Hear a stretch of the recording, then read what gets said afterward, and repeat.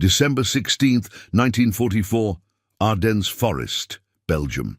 The German offensive exploded through American lines with a fury no one had anticipated, panzers, artillery, and machine gun nests materializing from the frozen forest like nightmares made steel. Corporal Jack Morrison watched through his rifle scope as his battalion, 3rd Battalion, 394th Infantry Regiment, was being systematically shredded.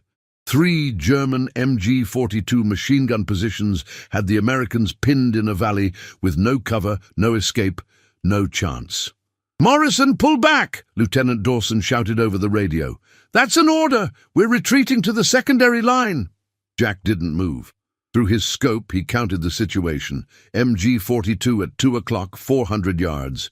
MG-42 at 11 o'clock, 350 yards. MG-42 at 1 o'clock, 500 yards. 3 positions forming a perfect kill zone. 800 American soldiers trapped below, dying in clusters as they tried to advance or retreat. "Morrison, did you hear me? Fall back, now!" "Negative, sir."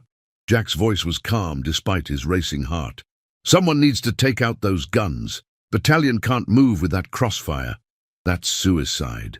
You can't hit 3 positions from your current location. You'd need to—" "I know what I'd need to do, sir." Jack adjusted his scope, calculating angles, distances, exposure times. "Going silent. Tell my mother I tried." "Morrison, don't you dare!" Jack switched off his radio. He was 24 years old, a farmer's son from Iowa with a gift for shooting and a problem with authority. He'd been court-martialed twice, once for disobeying orders during a reconnaissance mission, once for insubordination. Both times his superiors had decided his skills outweighed his defiance. Not this time. This time he was going rogue completely. Through his scope, Jack studied the German positions. All 3 MG-42s were dug in, protected by sandbags and positioned to create overlapping fields of fire. Standard defensive doctrine, brilliant, murderous, and nearly impossible to defeat from a single position, nearly. But Jack had noticed something. The rightmost position at 1 o'clock, it had a slight angle flaw. If he could get to that ridge 200 yards closer, if he could take out the rightmost gun first, the other 2 positions would have to adjust their fire. A 3-second window, maybe 5 if he was lucky. 3 to 5 seconds to sprint across open ground, set up, and take the second shot before the remaining MG-42s tore him apart. Suicide, absolutely suicidal. Dawson was right. But 800 men were dying in that valley. 800 men who'd go home to families, to farms, to futures, if someone could just eliminate those 3 guns. Before we discover whether Jack's impossible gamble would succeed or get him killed, tell us where you're watching from. Are you in the USA, Europe, or somewhere else following this intense story? We love connecting with viewers who appreciate these acts of desperate heroism that changed battles. Jack slung his M1903 Springfield rifle, the sniper variant he'd nicknamed Liberty, and began moving. Not down toward his battalion, not back toward safety. Laterally through the frozen forest, toward that ridge that offered a 0.001% chance instead of absolute 0. The snow was deep, the cold brutal, his boots crunching too loud. German patrols were everywhere. He was one man, alone, disobeying direct orders, attempting something that would either save 800 lives or add his name to the casualty list. "You always were too stubborn to live," he muttered to himself, his father's voice echoing in memory. "Gonna get yourself killed with that Morrison pride." "Maybe, Pa," Jack whispered to the ghost, "but not before I take those guns with me." He reached the ridge in 15 minutes. 15 minutes while MG-42s below him continued their murderous work. 15 minutes while American boys died waiting for orders, for reinforcement, for miracles. Jack set up his position. Distance to first target, 220 yards. Angle, compensate for elevation and wind. The cold made his hands shake, or maybe it was fear. Didn't matter. The shake was minimal, manageable. He chambered around, controlled his breathing, found the rhythm between heartbeats, when the body goes still and the world narrows to crosshairs and target. First shot had to be perfect. Had to kill the gunner instantly, create confusion, buy him the 3 seconds he'd need to sprint, dive, set up for shot 2. "Liberty, don't fail me now," he whispered. The German gunner shifted, adjusting his aim. For a half-second, his head was exposed between sandbags. Jack squeezed the trigger. The Springfield barked. Through his scope, Jack saw the German gunner's helmet snap back. The MG-42 went silent, one down. Jack was already moving before the shot's echo faded, sprinting downhill through snow, Liberty clutched in one hand, survival a distant third priority behind speed and positioning. The 2 remaining German positions realized something was wrong. Their guns swiveled, searching for the threat. Jack dove behind a fallen log, slid into position, chambered another round in one fluid motion. His heart hammered, his breath fogged. He had maybe 2 seconds before those MG-42s found him. Through his scope, second position, 380 yards, gunner visible, finger on trigger, turning toward Jack's position. Jack fired. The second gunner dropped, 2 down. The third MG-42 roared to life, bullets chewing through the log inches from Jack's head, splinters exploding, the sound like the world ending in metal and rage. Jack rolled right, found minimal cover behind a boulder, and realized his situation had gone from suicidal to hopeless. The third gun had him pinned. He couldn't move without being shredded, couldn't retreat, couldn't advance. Could only lie there while German infantry reinforcements closed in, while his battalion below remained trapped, while his gamble dissolved into pointless sacrifice. "Should have listened to Dawson," he muttered, chambering his third round. But then something impossible happened. The third MG-42 fell silent. Jack risked a glance. Through his scope, he saw the reason.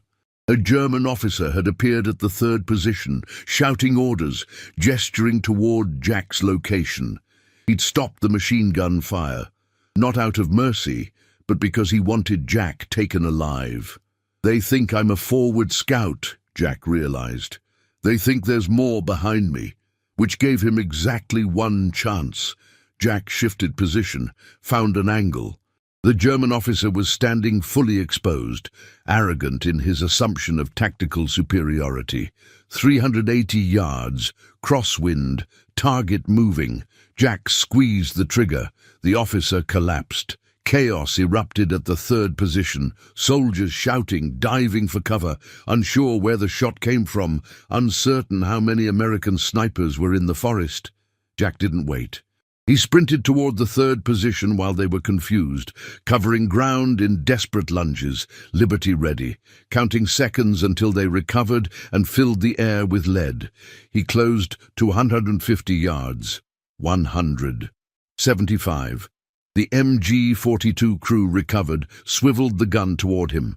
Jack dropped, fired from prone position, working the bolt, firing again, rapid fire, accuracy sacrificed for volume, for suppression, for buying 1 more second of life. His 4th shot took the gunner.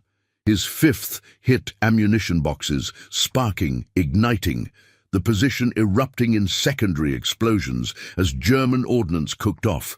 Silence fell. 3 MG-42 positions, neutralized. Jack lay in the snow, shaking, unable to process that he was alive, that his suicidal sprint had somehow succeeded, that 800 American soldiers below now had a chance to advance or retreat without being cut down. His radio crackled. He'd turned it back on without realizing. "Morrison!" Dawson's voice was shocked. "Morrison, was that you? Did you just take out all 3 guns?" "Yes, sir," Jack managed, his voice hoarse. "Guns are down. Valley is clear. Advise battalion to move now before German reinforcements arrive." "You disobeyed direct orders." "Yes, sir." "You went on a suicide mission." "Yes, sir." Silence on the radio. Then, "You saved 800 men, Morrison. Court-martial can wait. Get back to our lines. That's an order you'd better follow." Jack struggled to his feet. Liberty clutched in frozen hands and began the long walk back through a forest that was somehow quieter now, as if the guns themselves had decided to rest after witnessing something impossible. Behind him, 3 German machine gun positions smoldered. Ahead, his battalion was moving, surviving, living because one renegade sniper had been too stubborn to accept impossible as an answer. His father's voice echoed again. "Morrison pride's gonna get you killed." "Not today, Pa," Jack whispered. "Not today." Jack made it back to American lines 20 minutes later, hypothermic, shaking, running on adrenaline fumes.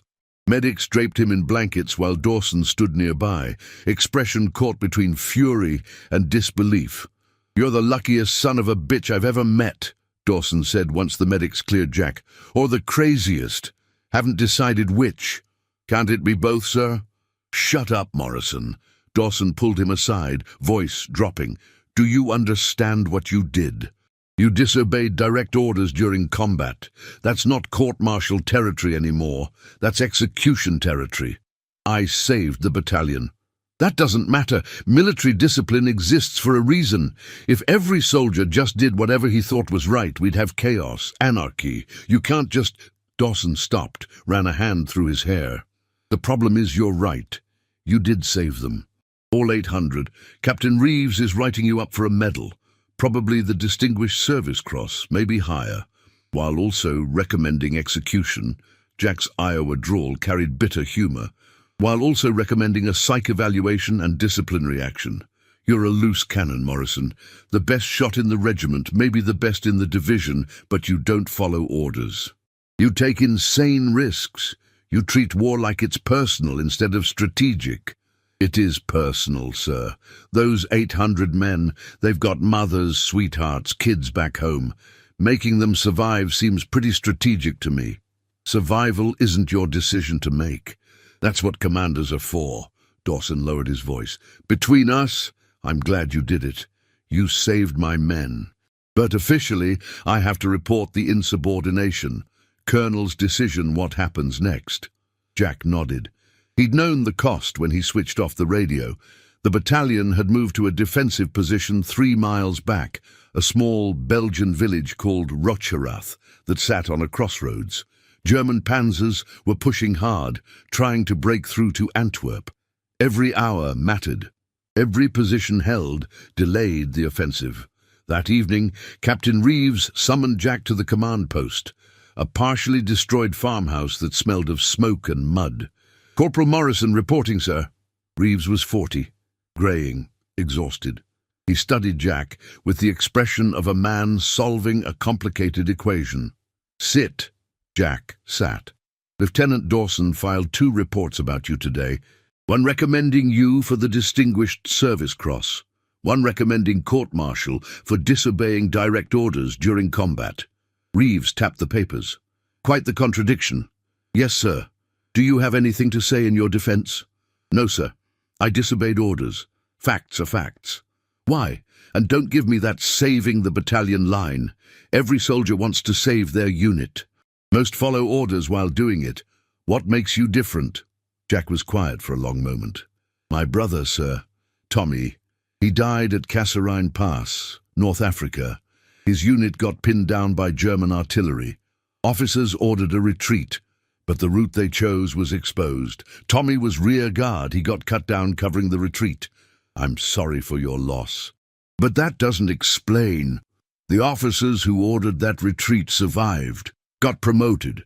My brother got a coffin and a flag. And I swore that if I ever had the chance to make a tactical decision that saved American lives, I'd take it, regardless of orders, regardless of consequences." Jack met Reeves's eyes. "I'm not trying to be a hero, sir. I'm trying to make sure other people's brothers come home." Reeves was silent then. "That's the most insubordinate thing I've heard all war, and probably the most honest." He stood, walked to the window. Outside, soldiers dug defensive positions in frozen ground, preparing for the German counterattack that would inevitably come. "Here's my problem, Morrison. You're right. Your tactics today were brilliant. Suicidal, but brilliant. You identified a vulnerability, exploited it with precision, and saved 800 men. If every soldier had your instincts, we'd win this war in a month." He turned back. "But if every soldier had your disregard for orders, we'd lose in a week. Military effectiveness requires discipline, hierarchy, obedience. You can't just have lone wolves making tactical decisions based on personal vendettas. I understand, sir. Do you? Because here's what I'm going to do. I'm forwarding Dawson's medal recommendation. You earned it. You're a hero. But I'm also assigning you to Lieutenant Sarah Chen's intelligence unit. She needs a sniper for reconnaissance missions. Deep penetration, minimal support, maximum independence. Turns out your insubordination problem is actually an asset for missions where following orders is impossible because there's no one there to give them. Jack blinked. You're promoting me? I'm isolating you where your talents are useful and your defiance is expected. Chen's unit operates behind enemy lines. No radio contact for days. Officers who can think independently and make tactical decisions without command authority. Sound familiar? Yes, sir. Report to Lieutenant Chen tomorrow at 0600. She'll brief you on the mission. And Morrison? Reeves's voice hardened. This is your last chance. You disobey Chen's orders, and she will give you orders. You're done. Executed, imprisoned, or dishonorably discharged. Your choice, but you don't get to be a renegade twice. Understood, sir. Reeves handed him new orders. Dismissed. And Morrison, thank you for saving my men, even if you did it the wrong way.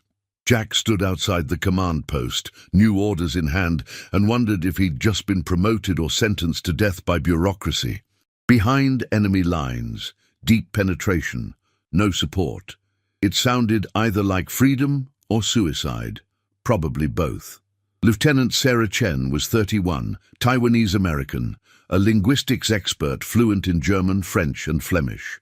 She'd been recruited by Army intelligence straight out of Berkeley, and she ran her unit with precision that made regular infantry look chaotic. "Corporal Morrison," she said when Jack reported at 600. "The renegade sniper. Heard quite a bit about you. Mostly that you're either brilliant or insane. Leaning toward insane, ma'am.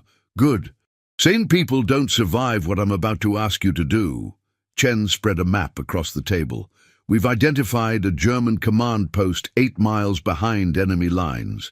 Small village called Faymonville. They're coordinating the panzer advance. If we can disrupt their communications, it could slow the offensive by days, maybe long enough for Patton to arrive with reinforcements." She pointed to positions on the map. "The command post is here, heavily guarded, at least a company of infantry, probably SS. Getting in is one problem. Getting out is worse. They'll know we're coming the moment we strike." "What's the mission exactly?"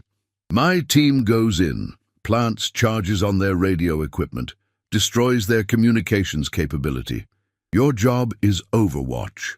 You position yourself here," she tapped a ridge overlooking the village, "and you make sure my people get in and out alive. That means neutralizing sentries, covering our retreat, and buying us time if things go wrong." "How many on your team?" 4. "Me, Sergeant Kowalski, Private Davis, and Private Yamada. You've met Yamada. He was with the Nisei Battalion before transferring." Jack knew the Nisei units, Japanese Americans fighting for a country that had imprisoned their families. If they could handle that contradiction, they could handle anything. "When do we leave?" "Tonight, 2200 hours. We move under darkness, hit the command post at 0300 when they're least alert, exfiltrate by row 400. You'll be on that ridge alone for 3 hours, cold, exposed, no backup. Can you handle that?" "Done worse yesterday, ma'am." "I heard, taking out 3 MG-42 positions with suicide tactics." Chen's expression was unreadable. "That kind of bravery is admirable. It's also exactly what gets people killed on intelligence missions. This isn't about heroism, Morrison. It's about precision, patience, following the plan even when instinct screams to improvise. Can you do that?" "Honestly, ma'am, I don't know. My track record suggests no." "At least you're honest." Chen almost smiled. "Here's the deal. My team's lives depend on you following orders, not improvising, not going rogue, not deciding you know better than the plan. If I say hold fire, you hold fire, even if every instinct says shoot.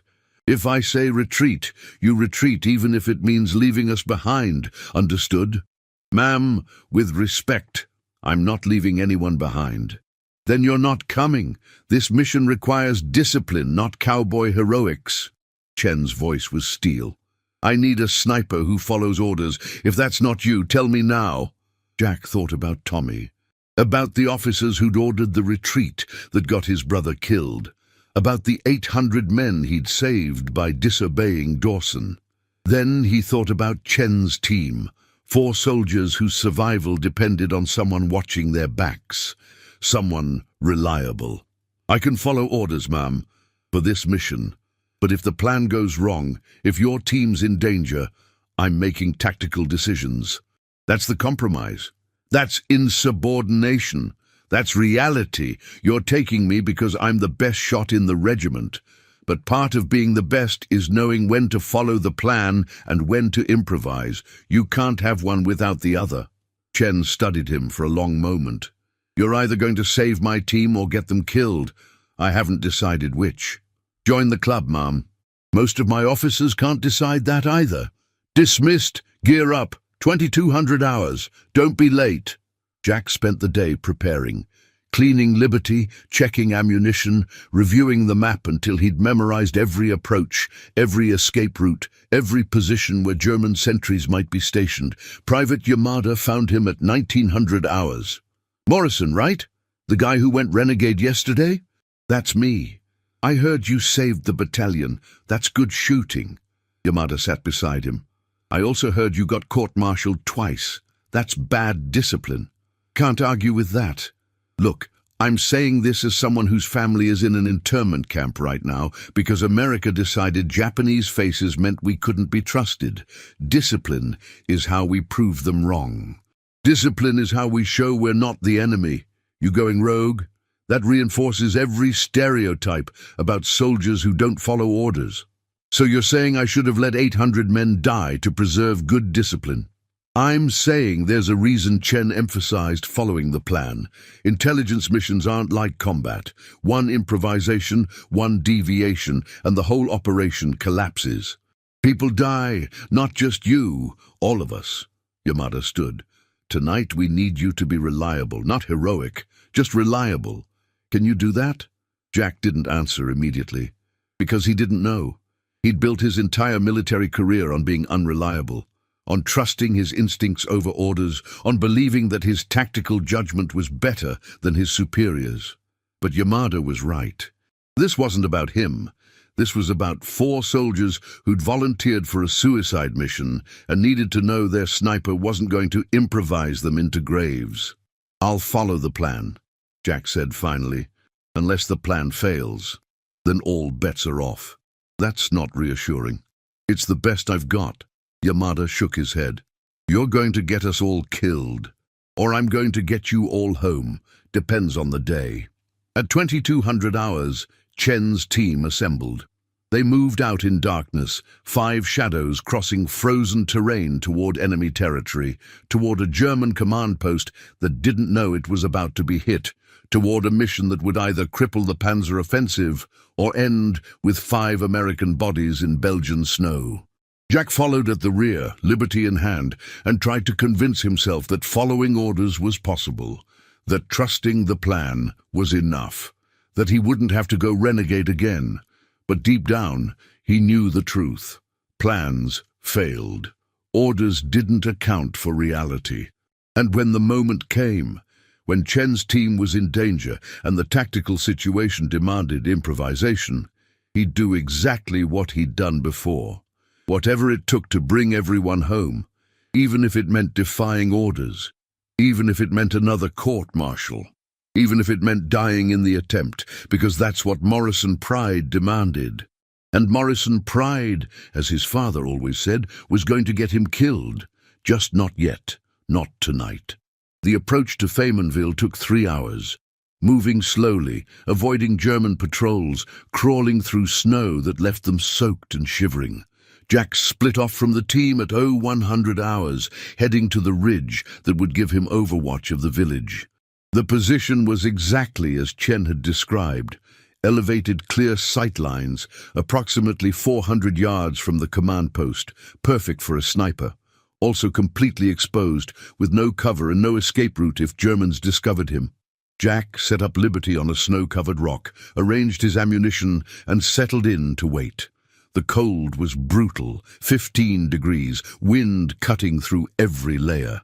He couldn't move, couldn't generate heat, could only lie there and become part of the landscape while his core temperature slowly dropped.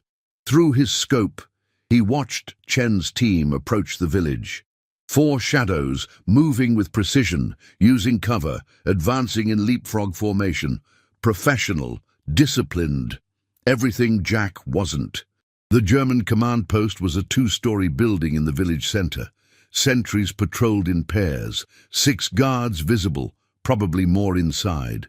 The radio antenna on the roof broadcasted their position like a flag. Chen's team reached the perimeter at 0245. Jack's job now, eliminate sentries silently, create a clear path for the team to plant explosives and escape. First sentry, 380 yards, standing near the command post entrance, smoking a cigarette. Jack calculated wind, elevation, temperature effects on trajectory, chambered around, controlled his breathing despite the cold, making every breath painful. Squeezed the trigger. The German collapsed without sound. Jack worked the bolt, chambered the next round, found the second sentry who was turning toward his fallen comrade. Second shot, second sentry down. Chen's team moved forward. Jack tracked them through his scope while simultaneously scanning for additional threats. Third sentry appeared on the roof, probably a lookout. Distance 420 yards. Angle elevated. Target partially obscured by radio equipment. Jack adjusted. Waited for the sentry to move into the open. 5 seconds. 10. 15. The sentry shifted. Jack fired. The man dropped. Chen's team reached the command post entrance. Kowalski picked the lock while Davis and Yamada provided security. Chen signaled Jack with a flashlight. 2 blinks. Mission proceeding on schedule. Then everything went wrong. A German patrol, 4 soldiers on a routine circuit, rounded the corner 30 yards from Chen's position. They froze, surprised, reaching for weapons. Jack didn't hesitate. 4 rapid shots, working Liberty's bolt faster than seemed possible. 4 Germans down before they could raise rifles or shout alarm. But the damage was done. The shots had been loud. Germans inside the command post would investigate. Chen's team had maybe 90 seconds before the building erupted with armed soldiers. Jack watched through his scope as Chen made the decision, abort or continue. She chose continue. Kowalski finished the lock. The team slipped inside. Jack could only wait, scope trained on the entrance, ready to provide covering fire for their escape. 60 seconds passed, 70, 80. German soldiers emerged from barracks adjacent to the command post, at least 20 men, weapons ready, moving toward the building Chen's team had just entered. Jack's tactical situation became clear. The team was trapped inside with explosives they needed 3 minutes to plant. Germans were surrounding the building. In approximately 180 seconds, Chen's team would emerge directly into overwhelming force. Following the plan meant watching them get captured or killed. Going renegade meant creating a diversion, drawing German attention, giving the team a chance to escape. Also meant certain death, 20 Germans against 1 sniper at 400 yards. No contest. Jack thought about Yamada's words. We need you to be reliable, not heroic. Thought about Chen's orders. If I say hold position, you hold position even if instinct says move. Thought about Tommy dying because officers followed a plan that didn't account for reality. Sorry, Lieutenant, Jack muttered. Plan just failed. He shifted position, aimed not at German soldiers, but at the building adjacent to the command post, the barracks where reinforcements were still emerging. Fired through a window. The round hit something flammable. Oil lamp, ammunition, fuel storage, and the building erupted in flames. Germans scattered, shouting, disorganized, responding to fire rather than the command post. Jack worked Liberty methodically now, shot after shot. Not trying to kill Germans, trying to create chaos, targeting equipment, vehicles, anything that made noise and drew attention away from the command post. The radio antenna on the roof. He hit its base, weakening the structure. Second shot brought it crashing down in a shower of sparks and metal. Fuel drums near the barracks. 2 shots, both drums exploding, spreading fire. German officers emerged from buildings trying to organize response. Jack dropped 3 of them in rapid succession. Complete chaos. Germans running everywhere, fighting fires, searching for the sniper, convinced they were under assault from a full American unit. Chen's team emerged from the command post at Aero 310, explosives planted, moving quickly toward exfiltration point. Germans were too disorganized to stop them, too focused on the fires and the mysterious sniper to realize the real mission had been inside. Jack covered their retreat, shot after shot, keeping Germans pinned, disoriented, ineffective. Then his position was compromised. A German spotter identified his muzzle flash. Machine gun fire tore through his ridge position, bullets chewing rock and snow.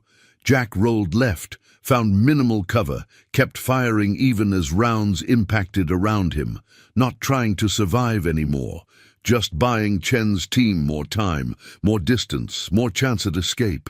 His radio crackled. Chen had turned it on despite mission protocols. "Morrison, what the hell are you doing?" "Creating a diversion, ma'am. Get your team clear, that's an order." "You don't give me orders." "Today I do. Move, Lieutenant, I'll hold them here." "Morrison, you'll die." "Probably, but your team won't. That's the deal." Jack fired again, dropping a German officer organizing the response. "Tell Yamada I'm sorry. Tell him sometimes reliable means making sure everyone else gets home, even if you don't." "Morrison, go." Jack switched off the radio. He had maybe 5 minutes before Germans either flanked him or called in artillery. 5 minutes to sell his life as expensively as possible. Liberty was hot now, barrels smoking despite the cold. Jack fired until the rifle needed to cool, then drew his sidearm, a .45 automatic, and kept shooting. German soldiers closed in. 50 yards, 40, 30. Jack prepared for the end, hoped Chen's team had made it clear, hoped the mission was worth it. Then something impossible happened. American artillery opened up. Massive barrage, shells landing on German positions with precision that suggested forward observers had been calling in coordinates. The German advance faltered, soldiers diving for cover as 105mm shells turned their positions into craters. Jack's radio crackled again, different voice this time, Captain Reeves. "Morrison, you crazy son of a bitch. We heard the firefight, sent artillery support. Get out of there before those Germans recover." Jack didn't wait for a second invitation. He grabbed Liberty, abandoned his position, and ran through forest that had become a hellscape of artillery and small arms fire.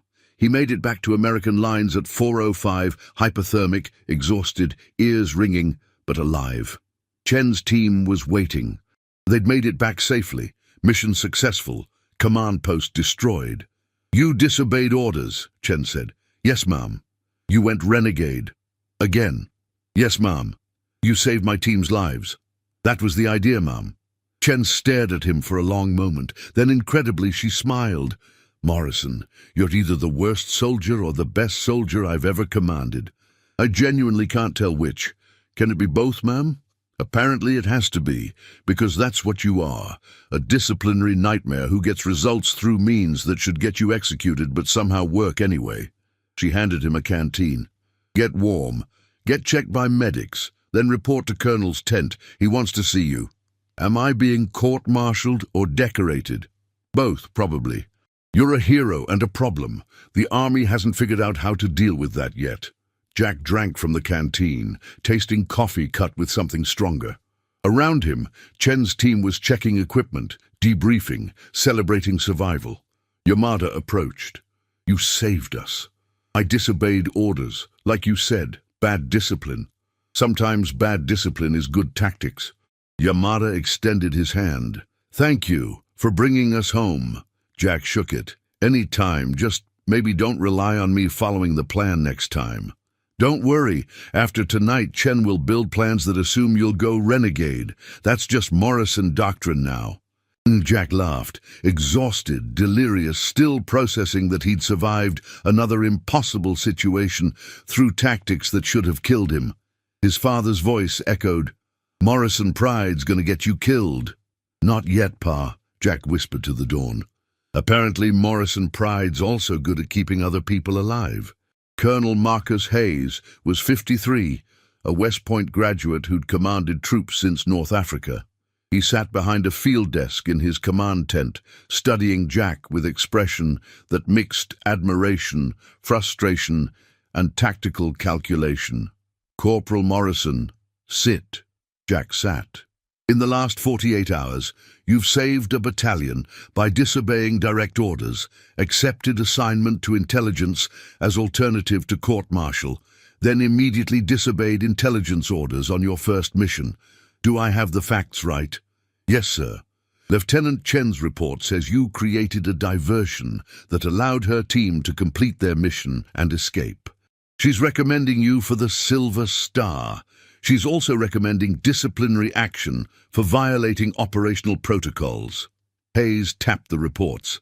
"Once again, you're a hero and a problem simultaneously." "Seems to be my specialty, sir." "Don't be glib. This is serious." Hayes stood, walked to a map of the Ardennes.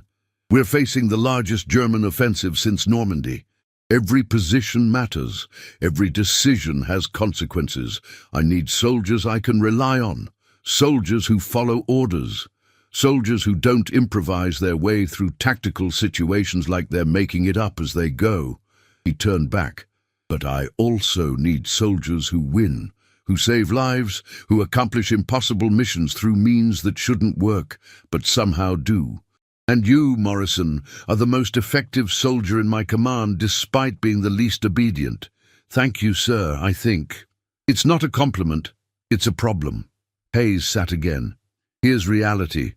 The German offensive is breaking through everywhere. We need scouts, snipers, intelligence operatives who can work behind enemy lines with minimal support. We need exactly the kind of independent thinking, improvising, insubordinate soldier you are. That's the only reason you're not in the stockade." He pulled out new orders. "There's a German supply convoy moving through the forest northeast of here. Intel says it's carrying ammunition for their panzer divisions. If we can destroy it, we cripple their offensive for at least 48 hours. Maybe longer. What's the mission, sir?" "You and a small team will infiltrate, identify the convoy's route, and guide in air support for the strike. This requires deep penetration, 15 miles behind enemy lines. No radio contact, no support. You'll be on your own for at least 36 hours. Team composition. You pick anyone in the regiment who volunteers. But Morrison?" Hayes's voice hardened. "This time, you're in command. You're responsible for mission success and team survival. That means following your own tactical judgment, because there won't be anyone there to give you orders. Also means accepting the weight of command. Every decision you make affects lives. Every improvisation has consequences. Can you handle that?" Jack thought about the 800 men he'd saved, about Chen's team, about Tommy dying because officers made the wrong call. "Yes, sir, I can handle it." "Then pick your team. Briefing at 1400 hours. Mission launches tonight at 2000. Hayes handed him the orders. "And Morrison, this is your last chance. You succeed, I'll recommend you for officer candidate school. You fail, or you get your team killed through reckless improvisation, you're done. Executed, imprisoned, or dishonorably discharged. No more chances. Understood?" "Yes, sir." "Dismissed." Jack stood outside the tent, new orders in hand, and realized he'd just been given command. Not punishment, not court-martial, command, which meant someone, Hayes, Chen, someone, believed he could lead. Or they'd decided the best way to deal with Morrison's insubordination was to make him responsible for his own decisions. Either way, he had a mission, and he needed a team. He found Yamada first. Private, I'm forming a recon team for a deep penetration mission, 15 miles behind German lines. Probably suicidal. Want in? You're asking me to volunteer for another Morrison special? Pretty much, Yamada laughed. You saved my life twice now. Figure I owe you one. Count me in. Next, Sergeant Kowalski from Chen's team. Sarge, I need someone who knows explosives, someone who won't panic under pressure, someone who doesn't mind working with a commander who improvises constantly. Kowalski grinned. You had me at improvises constantly. When do we leave? By 1300 hours, Jack had his team. Yamada, Kowalski, and Private First Class Emily Carter, a radio operator who'd volunteered specifically because someone needs to keep you from getting killed through poor communication. Hayes briefed them at 1400. Convoy is expected to pass through this sector tomorrow at 0800. You'll position here, ridge overlooking the route. When you've confirmed the convoy, you'll signal air support with colored smoke. P-47s will handle the rest. After the strike, you exfiltrate as fast as possible before Germans realize what happened. What if the convoy doesn't come? Carter asked. Then you wait. Missions authorized for up to 72 hours. After that, you're assumed KIA, and we write very apologetic letters to your families. Cheerful, sir, Jack said. Realistic, Morrison. This is a high-risk mission with low probability of everyone coming home. But it's also critical to slowing the German offensive. Your choice? Volunteer knowing the risks, or step down and I'll find someone else. All 4 volunteers stayed. Good. Dismissed. Get your gear. 2,000 hours. They moved out at dusk, 4 soldiers crossing into German-held territory with maps, compasses, weapons, and the understanding that they were completely on their own. Jack led them through frozen forest using terrain for cover, avoiding roads where German patrols moved. By midnight, they'd penetrated 5 miles without contact. By 0300, they'd reached the observation ridge.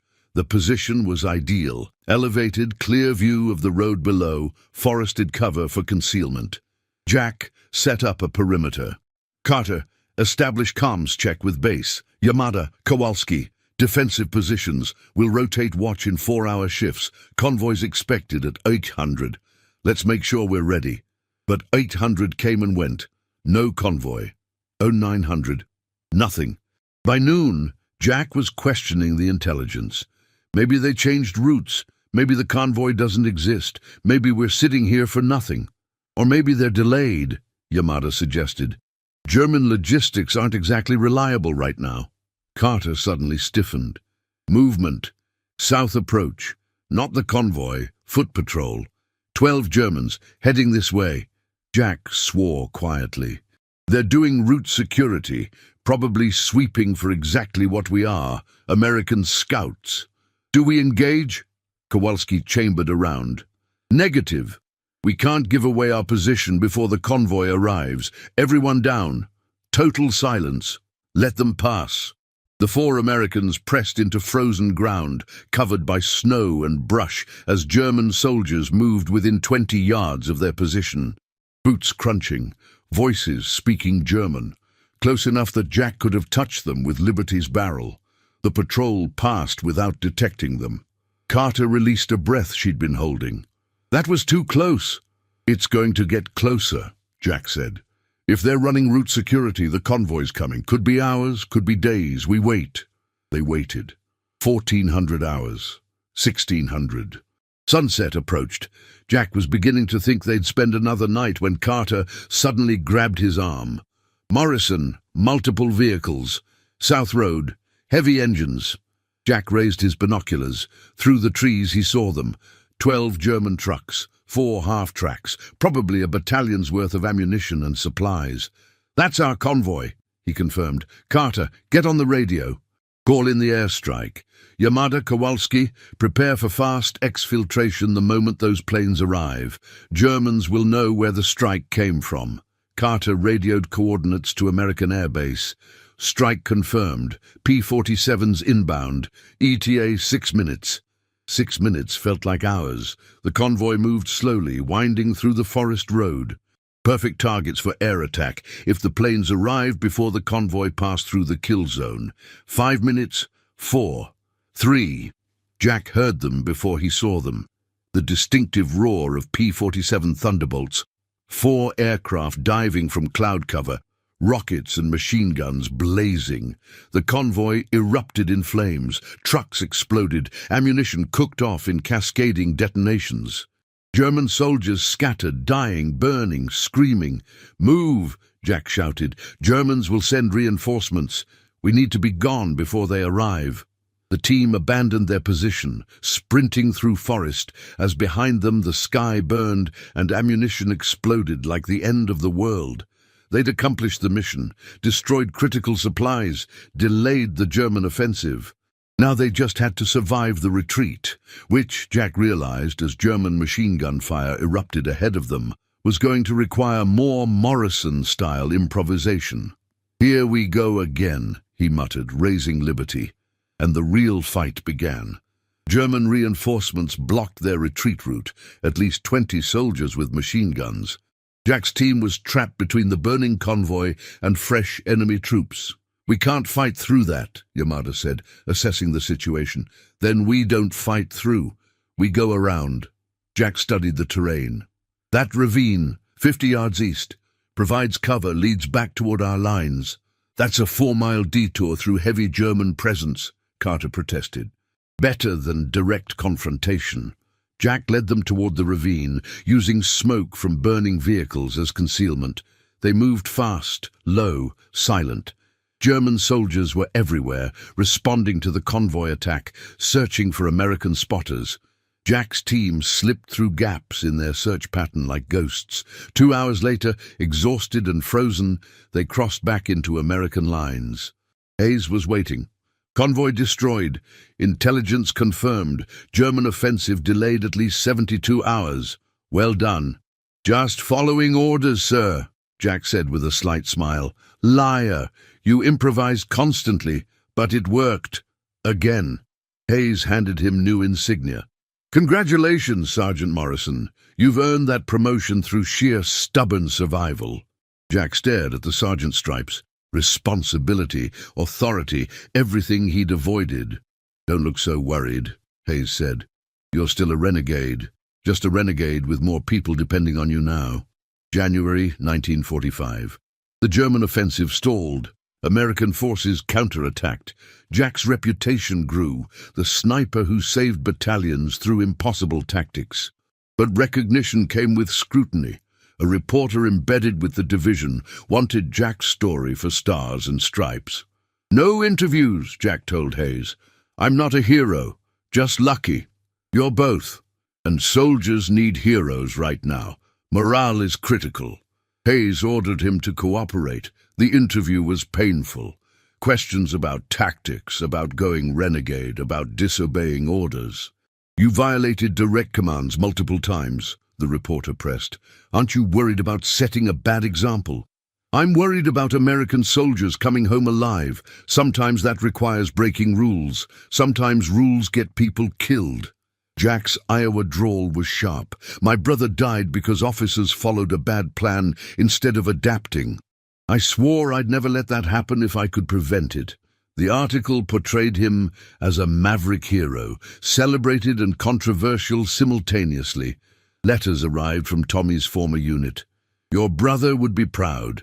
You're doing what he couldn't, saving people through tactical courage."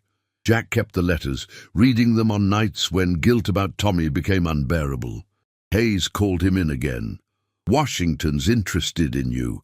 They're considering new tactical doctrines based on your improvisation methods, small unit independence, decentralized command, trusting soldiers to make battlefield decisions." "That sounds dangerous, sir." "It's revolutionary, and it's based on watching you succeed when conventional tactics failed." Hayes smiled slightly. "You're changing how we fight wars, Morrison, whether you wanted to or not." February 1945. Jack trained new snipers, teaching them not just marksmanship, but tactical independence. "Rules matter," he told his students, "but understanding why rules exist matters more. When the situation changes, when the rule doesn't fit reality, you adapt." That's not insubordination, that's combat intelligence. His students included Private Lucas Webb, 18 from Texas, eager and reckless. "How do you know when to break rules?" Webb asked. "When following them gets people killed. When your tactical assessment contradicts orders. When you're willing to accept court-martial for being right." Jack paused. "But understand the weight. Every time you disobey, you're gambling lives, yours and others. Better be damn sure you're right." The war moved into Germany. Jack's unit was assigned to advance operations, scouting enemy positions, identifying targets. During one mission, Webb panicked, fired at a German patrol when he should have held position. The shots gave away their location, triggered a firefight. 2 Americans died. Webb survived. Jack found him afterward, sitting alone, holding his rifle, tears streaming. "I killed them, Martinez and Cooper. They're dead because I didn't follow your orders." "Yes." Jack didn't soften it. "You made a bad tactical decision. People died. That's the weight of breaking rules. You thought you knew better. You were wrong. Now you carry that. How do you live with it? By making sure it matters, by learning, by never making that mistake again, by honoring the dead through better decisions moving forward." Jack sat beside him. "I've killed people through bad calls too. American and German. That weight doesn't disappear. But you don't let it paralyze you, you let it teach you." Webb was discharged shortly after.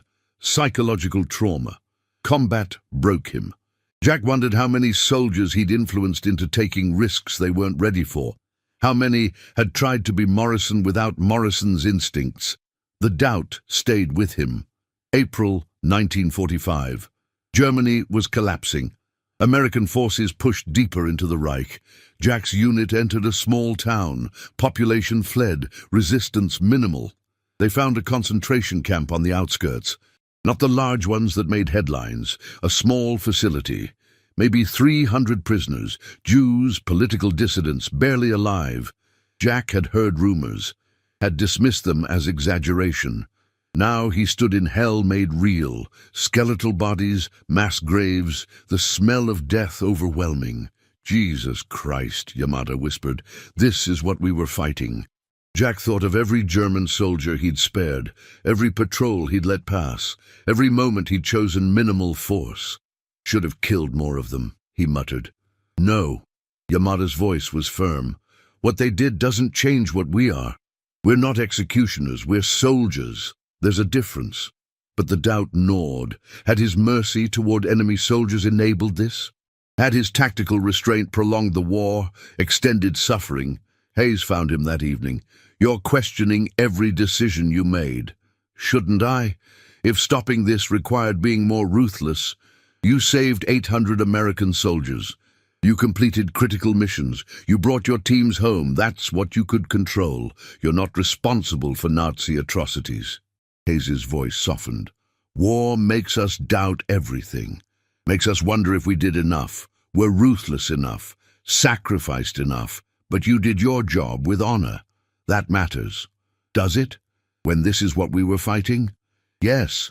Because how we fight defines us as much as what we fight against. You preserved humanity, yours and your soldiers, while defeating inhumanity. That's victory. Not just military victory, moral victory." Jack wanted to believe that, wanted to think his choices had mattered positively. But standing near those mass graves, the certainty that made him break rules, that made him trust his instincts, it all felt hollow. Maybe following orders would have ended this faster. Maybe Morrison pride had cost lives he'd never see, never count, never know about. The doubt would never fully leave. May 1945. Germany surrendered. The war in Europe ended. Jack survived, scarred, decorated, haunted. He returned to Iowa, to the farm, to his mother who'd lost one son and gotten one back broken. "Tommy would be proud," she said, looking at his medals. "Tommy would be alive if I'd been there," Jack replied. "No, Tommy would be dead either way. But you honored him by saving others. That's enough."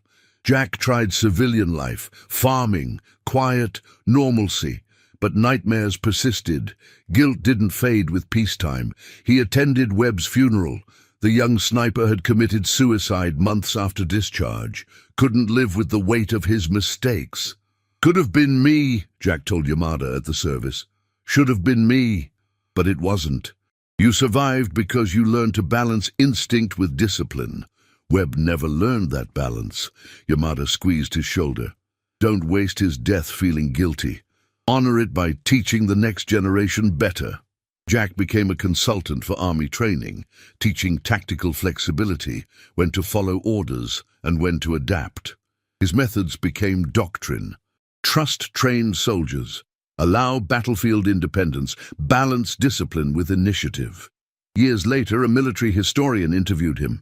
"You're credited with changing modern infantry tactics. Small unit independence, adaptive command. Do you think your insubordination was justified?" Jack thought for a long time. "I think 800 men went home to families because I broke rules. I think some of my students died because they broke rules badly. I think rules matter, and breaking them matters, and knowing the difference is what separates good soldiers from reckless ones. Do you regret your choices?" "Every day, but I'd make them again. Because the alternative, following orders that get people killed, that's worse than risking court-martial for being right." That's not a satisfying answer. War doesn't provide satisfying answers, just choices, and living with consequences. Jack died in 1983. His funeral was attended by hundreds, soldiers he'd saved, students he'd trained, families of men who came home because one renegade sniper trusted his instincts more than orders. His tombstone was simple. SGT, Jack Morrison, 1920-1983. He saved more than he killed. That's enough. And in army training manuals, in tactical doctrine, in lessons taught to every generation since, Morrison's legacy persisted. Sometimes the most disciplined thing a soldier can do is know when discipline needs breaking. Sometimes survival requires renegades. Sometimes following orders means knowing when to disobey them. And sometimes, just sometimes, Morrison pride isn't about dying for principles. It's about making sure others live despite them.